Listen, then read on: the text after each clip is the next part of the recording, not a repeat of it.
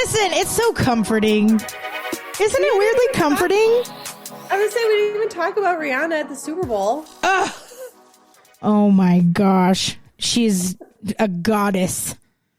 Okay?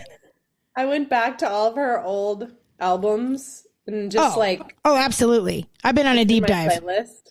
Absolutely. Been on a full deep dive. Obsessed with her. Can't get enough of her. Also, shout out, there is another podcast out in the world of two ladies who are besties. And it's called I've Had It. And it's become my new favorite podcast because it's just these ladies getting together talking about like things that piss them off. And it's just, I've had it. I've had it with this. I've had it with that. And I'm like, I am going to start actively petitioning to get them to come on our podcast. Or be on theirs. I don't know. It'd be a I'm like, have me on. I've had it with a lot of shit. I want to talk about it. That was our last episode. We brought the doom and gloom, but you know what? We ended on a positive note. We're trying. Well, geez, I hope so. Well, yeah, I got real dark last time, so thanks. Again, we're talking about holding space and letting people be human, and you know, we're being real on here, so I appreciate that. So thank you. Okay, well, listen, I was trying to, right before we started, I was trying to tell Jesse about Bunny the TikTok dog. Oh, no. This is going to create listener engagement right here. Let's go. First of all, I don't follow or like anything on TikTok. I just open it up and whatever it wants to tell me. Stop. You raw dog TikTok? 100%. I'm out here. You don't have an algorithm? Nope. Oh my gosh. Sometimes I will specifically not click on something because I don't want it to mess up my algorithm. Never mind. Keep going. No, I learned my lesson from Instagram. I literally just open it and whatever it wants to show me, it shows me. Okay. And Bunny, the dog, was in my loop for a while. I think maybe, I don't know if TikTok and Instagram talk to each other, but it's also, I know there's no video for the viewers, but it's also ended up with this bird feeder.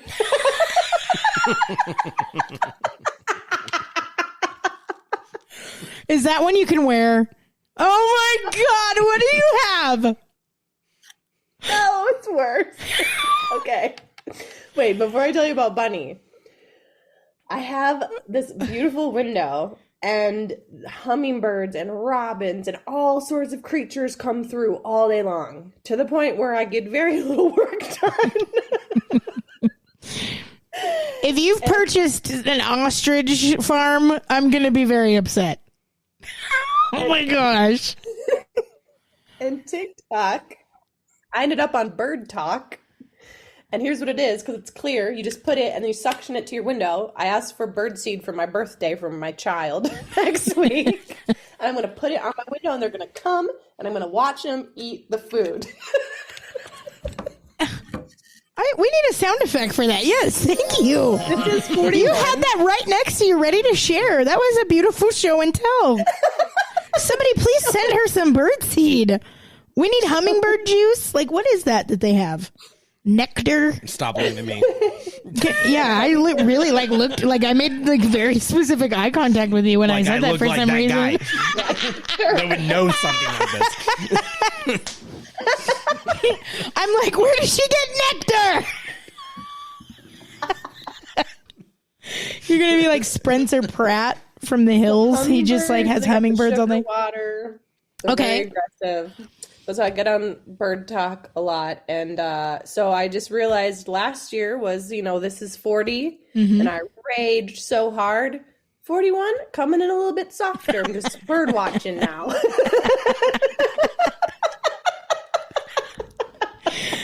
I love this. It feels like a natural progression, A little more gentle. Okay. So we're watching birds. Now tell us about Bunny. Is that the dog that had the buttons? Yes. Okay. So Bunny is, I think, like some kind of big poodle or something. I don't know. And the owners have all these different buttons that the dog can push with its paws and it says a word. So when it wants to communicate, they trained it to like do sentences. It's like on a mat, right? Yeah. Yeah, okay. So like you can literally have a word for word conversation with this dog. I think Jesse's looking it up. Good. Please do. No. Okay. So at first it just started with, I think they did it for TikTok likes and just to show that dogs are, our little companions and it's so sweet. However, this took a turn. Oh my gosh, no. Here we go. Welcome back to the podcast. Doomsday Lullaby. Damn it. We promised ourselves we weren't going to do this anymore. We're back. So the dog started asking questions about its existence. And at one point, it looked in the mirror and asked, who was that? Stop. Like asking it about itself. And the owner was like, that's you. You're Bunny. And Bunny didn't understand because Bunny genuinely thinks it's a human. And so from that moment, when it like looked at itself in the mirror and understood, like had self-actualization, like self-awareness, the whole tone of poor Bunny like took a turn. So essentially it's like got depression and anxiety now. And it's on like doggy medication because it's this conscious brain in this dog body that can communicate. My gosh. But it's sad that it's not human. It's like aware. Yes, it's totally self-aware. And so why does that make me feel like an ache? Because I feel like, so there's all this controversy now, although I can't ever find it because again, I just raw dog TikTok. I don't know, but once in a while. You're too busy watching that guy who loves trains. Yeah. The guy You fucking love that guy. Bird dog. Love that guy. If you've ever wondered what the great Rachel Prairie does in her free time. Just on there. But I gotta be quick because I only get my 20 minutes. See, you're better than me. I'm like, time limit, schmam limit. Why am I depressed? You and Bunny. Oh, see? Gosh dang it. That's not funny. That's real. So I know, but so now there's other people like posting or duetting, like they felt like it's been unethical of the owner. Whoa, seriously? But the owner's like, I didn't know my dog was going to become self-aware because it can now speak to me through buttons on the floor. Oh, it was just a fun thing, Dude, that's kind of, that's super interesting. It's also like, I mean, obviously that's sad. That's so weird because like we as humans, we have like actual language and like awareness and understanding and we can't cope with like the awareness of that. That's so interesting. I saw it's different, but it's kind of the same thing. I saw a video where, somebody said, this is the first song I remember ever hearing. It was like the song that triggered like my consciousness to like, come on. And then they asked the question, like, what was the song or the moment that like activated your consciousness? And I just like really stopped for a second and I was like, whoa, do we all have like a song or like a moment, like a first memory of clarity when your like consciousness comes online? Because when I actually thought about that, I did. I have a very specific, it's kind of funny. Don't make fun of me, guys. But I have a memory of being in my dad's truck with him. I must have been like maybe 2 or 3. Mm-hmm. And the song Man Eater by Hall & Oates was on the radio. And every time I hear that song, I think of that. And it's weird because I would never word it as the moment my consciousness came online. But it is from that moment that like memories began. Isn't that weird to think about? That is so wild that you said that because I have a friend, she actually sent me also on TikTok, there's a filter right now that the teenage dude. Are we going to talk about this? Into your teenage self. Yeah. Which is really bizarre because it's more bizarre to me because like the internet didn't exist when we were, like we didn't have phone, like. Yeah, no. Yeah, there's no footage. Yes. And if there is, it's like real tacky, like choreographed Janet Jackson dances Carla. Do not ever release that out into the public. Just as a sidebar. Okay, bye. And my friend Erin has the most incredible memory. She can remember everything That's to the detail. wild. What we were wearing, what we ate, what music was playing, who we were. And I was trying to think, I'm like, I don't think I have any memory like under the age of 12. Really? Like when I look back at pictures, I was like, oh, I know I went there and I know I went to camp and because I saw the picture of it happening. But you don't remember it. But I was like, I wonder what that's about. Well, can I actually ask you a hard question? Yeah. Do you think, because you shared before how you had remembered that when you were a kid you had like imaginary friends and shit? Yeah. And you Yes, were like that is very, it. very, very, very spiritual and probably I would say like psychic. Like you were very awake in your spiritual gifting and then kind of had to shut that all down when you like felt like it wasn't safe to have those experiences. Do you think that's why you don't remember, because you had to shut a lot of that down? I think, and I don't know because I really can't remember, but I switched schools when I was 12. So I was at a public school in the town that I lived in, and then I switched to the Catholic school that I went to all the way through Wow. graduation. And I don't know what happened before that. I know I was bullied and I know I was the reason my mom pulled me out of public schools because she went into conference and the teacher pulled out the wrong like grades and stuff because she had no idea who I was. Like I was just like I didn't Like exist. anonymous? Oh my Yeah. gosh. Like I had a couple friends in the neighborhood, but I couldn't name any friend that I had at school. Can't even remember like what my school looked like. So I don't know if like something that was like traumatic enough where my brain was like, let's just forget that. We're in this great, you got friends now, your teachers. Oh, that's so know interesting. you. So But did you try the filter? So I did try the filter, but it does not look how I look. It was just like a creepy filter. But a lot of people are getting very emotional, and I'm like, man, God, like the amount of self-love that we had to, I don't know, just like to be where we are now and be, even though I know we're all woke and everything sucks and we're aware of it. No, remember we talked last time about how we are on the search for hope, and we are going to be pioneers and warriors for human connection and not trying to escape the human experience. We're going to be in it right now, right? That's our mission here. Yes, I'm not waiting for my alien family to come get me anymore. I mean, I'm just saying, if you do want to come get me, I wouldn't. We're fight ready. it. We're ready, but no rush. I wouldn't fight it, but since we're here, we're gonna. we can list off all the things. We're gonna make the art. We're gonna do the things. Mm-hmm. Well, okay, so I also in the same conversation, since we're just can we name this episode like let's put all the weird, like the spiritual junk drawer, like all the weird like nuggets. Hashtag high thoughts. Like I had this like download a couple weeks ago that like everything we experience in our mind is supernatural. Think about it. Okay. Really, just hang with me for a second, because I know I get weird. This is why people don't like to hang out with me late at night. There you go. When you finish, I'll share a couple of the things I put on my ideas list to counteract this. Yeah. Okay.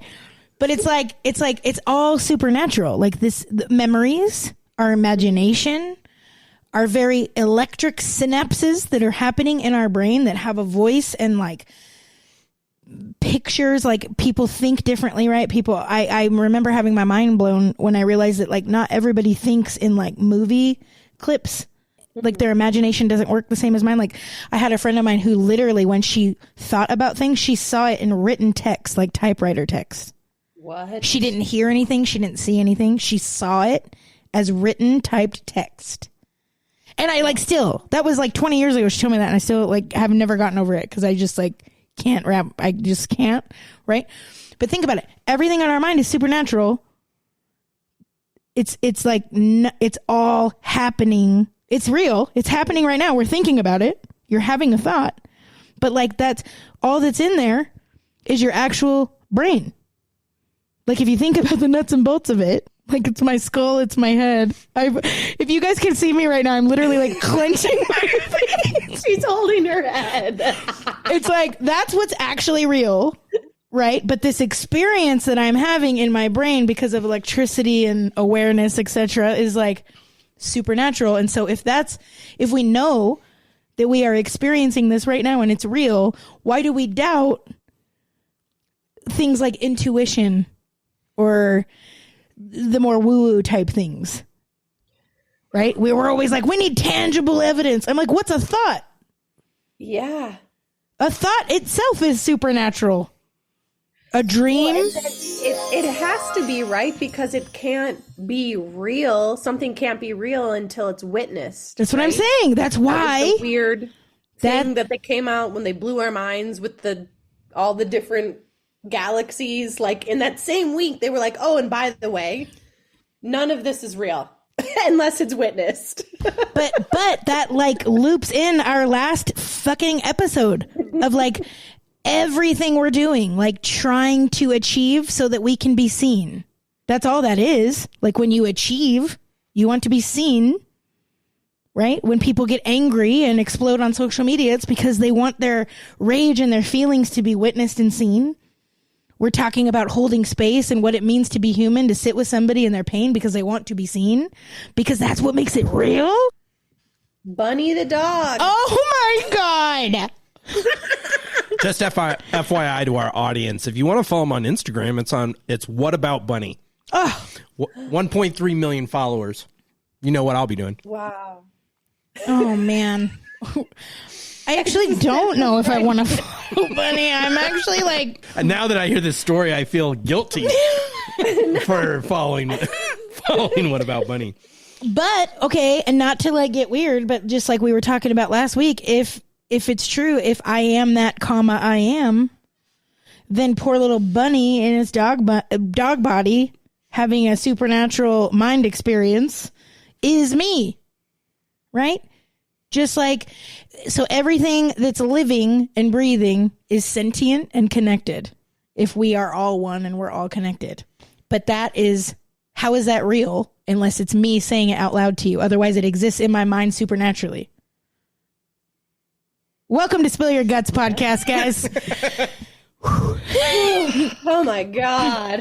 I can barely breathe right now. Light work out here on these existential streets. Well, and we also started to get into like what it means to be a healer last week, right. And that not being in your ego, but just holding space, right? Mm-hmm. Being a witness. Mm-hmm. Poor Bunny just wants to be witnessed, even though it doesn't quite understand what's going on, but like creating for the creative, or like not inside of this like capitalistic brainwashing that we all go through, but also are consciously aware that it's happening to us.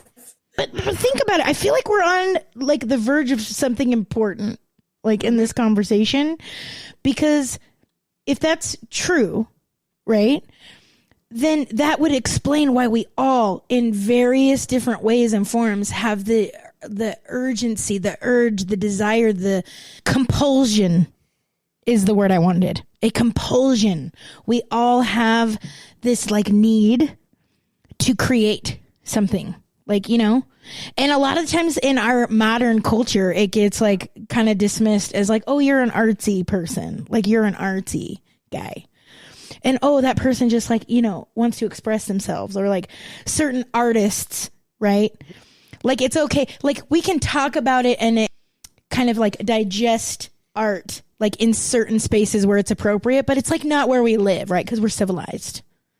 Yes. But like, actually, that's like every human being is trying in their own way to express, like even through fashion. And I think it's so interesting because like in the retreat space, like when we're talking about healing and like doing the work or whatever, people always get so weird about doing art. Yes. People don't like it. People don't want to do art because we're so critical of ourselves. And why? Because we don't want to be seen. We don't want somebody to see that we are quote unquote bad at something. Like, oh, listen, I wrote a whole blog post like years and years and years ago about the fucking paint and sips. Do people still paint and sip?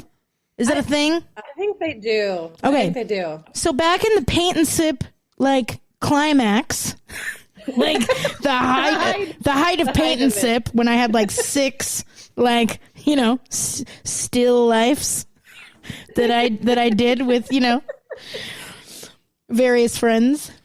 I went to a paint and sip night with a couple friends, and my sister decided to come with us. And my sister is an incredible artist.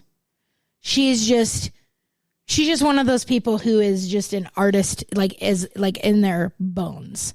Mm-hmm. And she doesn't like create art. Like she's not trying to pursue it as a job or anything, but she's I mean, she takes a little sketchbook everywhere she goes and does these just wild like watercolors on the fly. And it's just like what her soul needs, you know? Mm-hmm.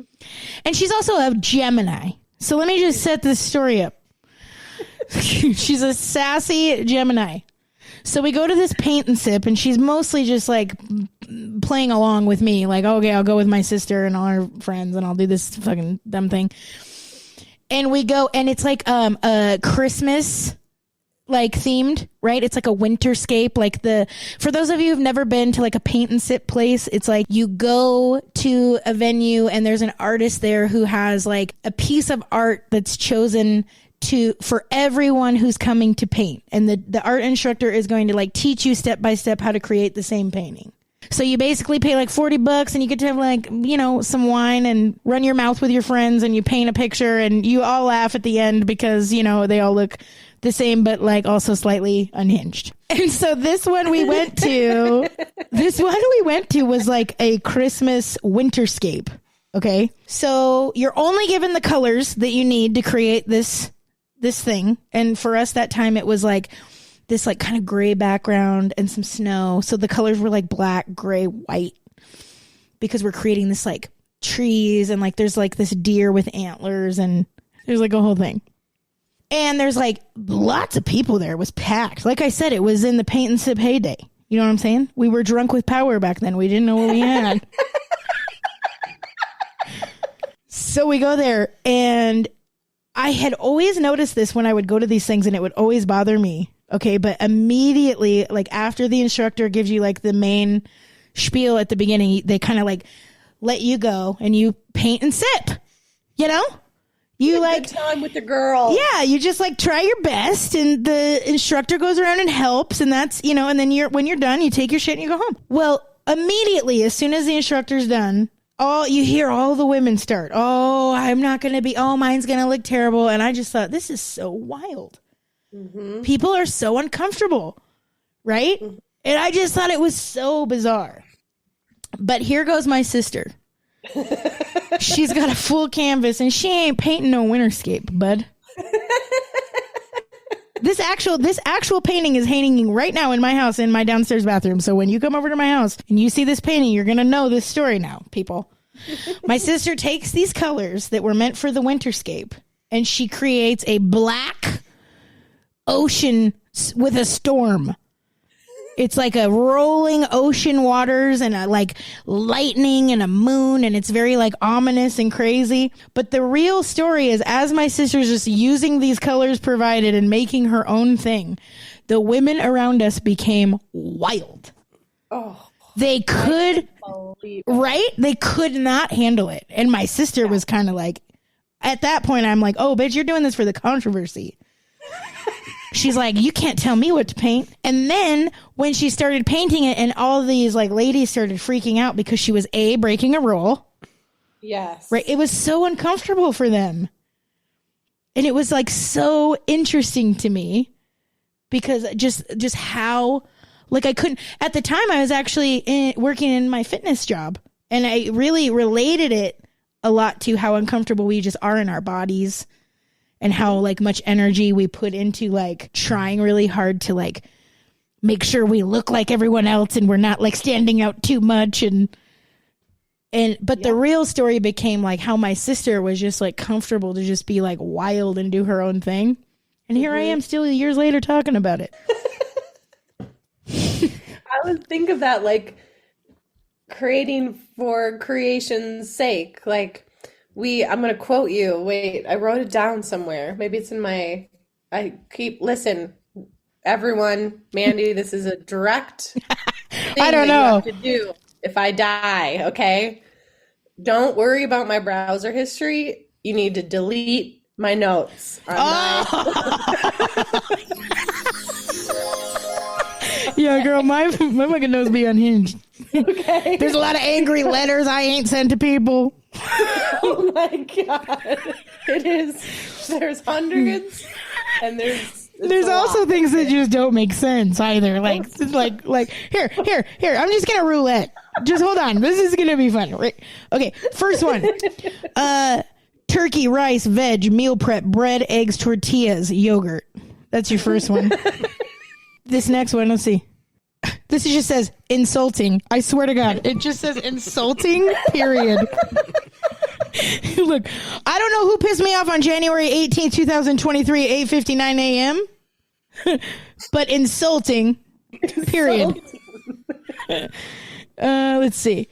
Vanilla creamer, teledoc, no additional text. Okay. Taco ring, question mark. Don't know what. Here's another one. It just says 552410.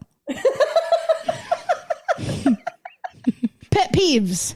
Here's a list I've started to collect pet peeves. Because in case you need to be ready. First one. I'll just read you the first one. It says when people text without a proper greeting. I completely agree with that. When people text without a proper greeting. It's the top one. That grinds my gears too. I fucking hate it. You gotta hit me with a hello before you make a list of demands, Karen. You better address me appropriately. Okay, anyways. Sorry, delete that note history. You got it. I'm right on top of that for you. No, it's okay. That's real. Because I was when I was looking to quote you, my ideas popped up. I think I shared some of them last time. Yeah, just read a few. Off the cuff. Come on. Can this be an ongoing segment? We need to. Yeah. What's in Rachel's notes today? Ready, go. Just your top two faves. I'm going to try to get it out. I don't know if I can. Okay. It's going to be a good one because I know a few of yours. Okay. Finger puppets. Why? No idea. No context. No context. Insulting, period. That was it. Finger puppets. Cool. Well, if you ever want to know my passwords, I've got several notes of passwords that my passwords are in there. I'm like, what's our Netflix password? I don't know. Look on page 79 of my notes. Oh my gosh, this is an expose. Oh my God. Okay. Lots of workouts. Okay, anyways, wow. That escalated quickly. So many workouts. I'm bringing back because I wrote this down. I also have my Mikey quote on here too that I keep on there. But this was something that like I cannot get out of my head that you said, that being a healer who is not leading an ego simply means holding space and being a human for others, human witness for others. That is it. There is nothing to sell. And that last line is what made me start like really like being anti-social media, because that's why I went on that little rant last week about the little fit influencer switch. Also, I'm sure they're 19 years old and making 3 times the amount that I am. You know what I mean? Like, I'm sure they've cracked the code on TikTok, right? But it was just like, can I not? And when I looked around the gym, there were 6 tripods set up, 6 phones running from different people recording. And I was like, this is my mental health space. Like, this is where I go to not plug in. I have music on. I put my phone away. I make sure my MyZone's running. That's it. Over and away. I'll throw on, I don't ever like bring a tripod, but I'm like, ooh, I want to share this work exercise. I'll throw it up. 2 seconds, close it, back to work. And I started thinking, I'm like, are we really so brainwashed that there's things like creating art and writing and doing a workout that we always have to post and sell and share and try to make money off of? Yeah. Like, that's what was starting to really bother me. My dad's an incredible golfer, and years ago, someone approached him about like going on tour, and he was like, nah, this is my passion. Wow. See, yeah, that's it. And I think like we are in this like social, digital, whatever, everyone can become an influencer and make money and like you can do what you love. Yes, be an ambassador and get paid in t-shirts. So post the picture, and it's like, can we just do things for the sake of it? And like, and that's why some of the reasons like I post the things that I care most about and the people I care most about, I think so hard about posting and sharing. Well, which is, I think, when you talk about being a healer or being a leader, I think that I'm experiencing the same thing, but kind of like on the opposite end of that pendulum, because I feel like what I'm telling myself, like what's getting in the way of my being free to express or create for the sake of expressing, like you just said, is because there's too much. The saturated talking heads, right? Like, you know, like, oh, people are like, why don't you promote your podcast more? Like, and I'm like, ew, because there's like a million.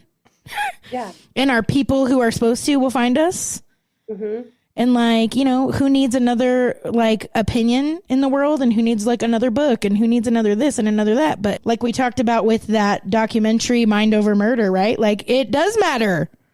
You don't know who is going to be listening to your singing or see your, you know, dance or see whatever it is that you're creating. And I think that that's where it gets kind of muddled, because when you start creating or doing things out of a need to create a brand, right? To create a program or something you can sell, that's where it starts to feel weird. I think that's why I struggled with being a coach. If I'm being honest, it's this Really Your Ghost podcast. I gotta be honest. I really struggled with trying to monetize aggressively something that I really care so much about, that changed my life in this like deeply profound way. It felt weird. It felt like cheap. Not cheap. That's not the word. It felt like I was cheapening something that was so intensely deep for me by like trying to sell it and like salesy. Yeah, like you're trying to like find an angle.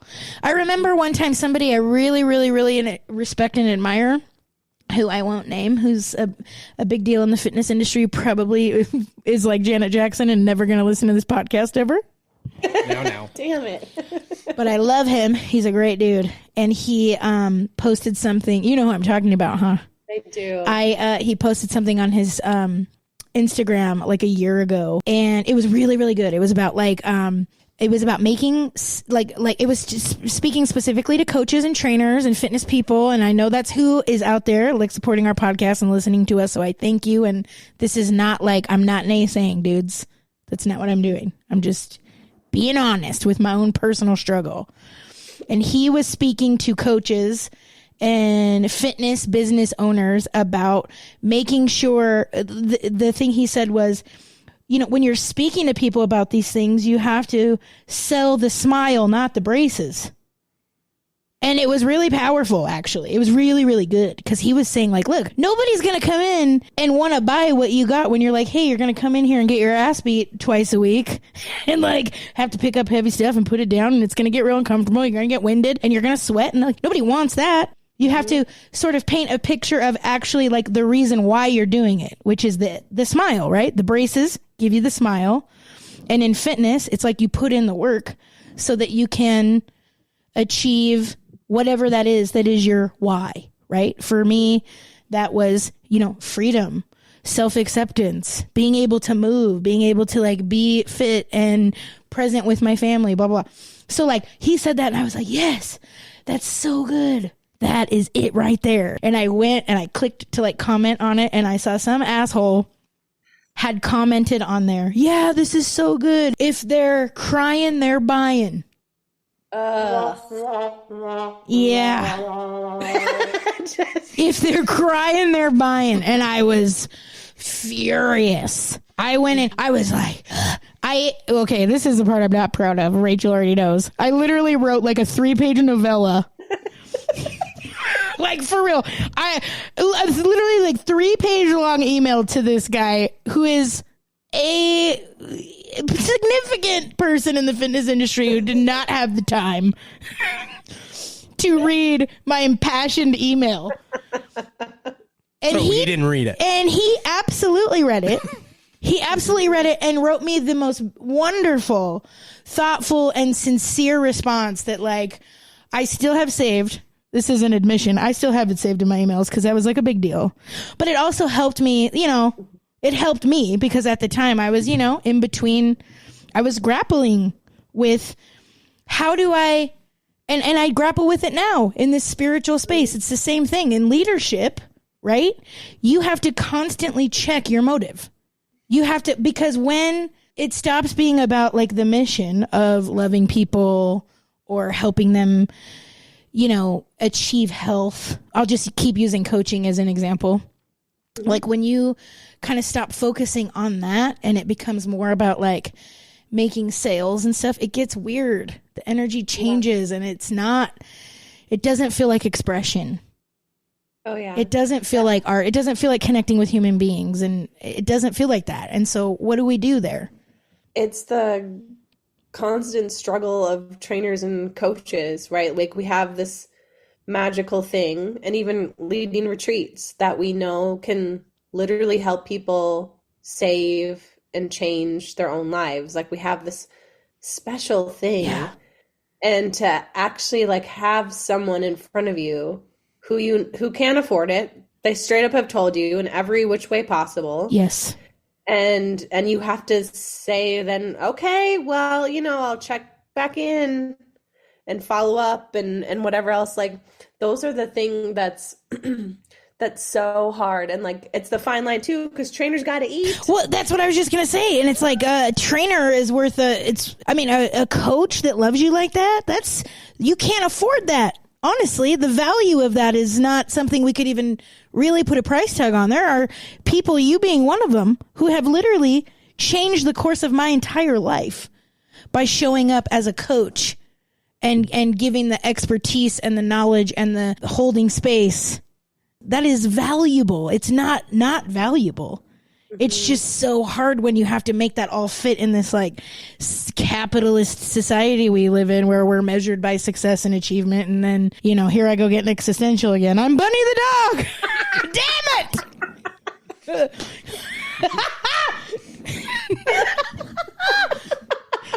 All right. So whenever I get to this point in the podcast, I'm just going to open my notes and I'm going to hit note roulette.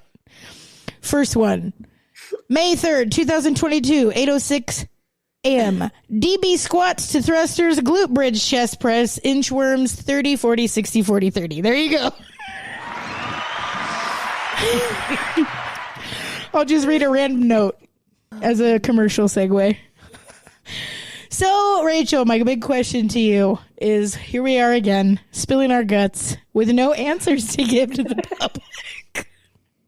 But we're getting closer. And maybe like sometimes I think about, okay, maybe the exploration is the actual mission. Like maybe we're not supposed to come up with the answers. Say that again.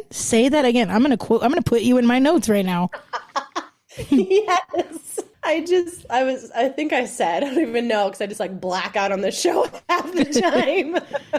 But I think I said that the exploration, like even the act of trying to figure this out is the purpose. Like that's what we're supposed to do. Maybe we're not supposed to have concrete answers. We're just meant to be explorers. Excuse me? Did you just like unlock the mysteries of life? Did you guys hear that? The exploration is the purpose. Holy shit, you guys. Rachel, Prairie. we have to end right there. That's the end of this episode. I gotta go journal. Ignore my note that said finger puppets. And only remember Finger puppets. And what about Bunny? And what about Bunny? We'll see you guys next time on Spill Your Guts.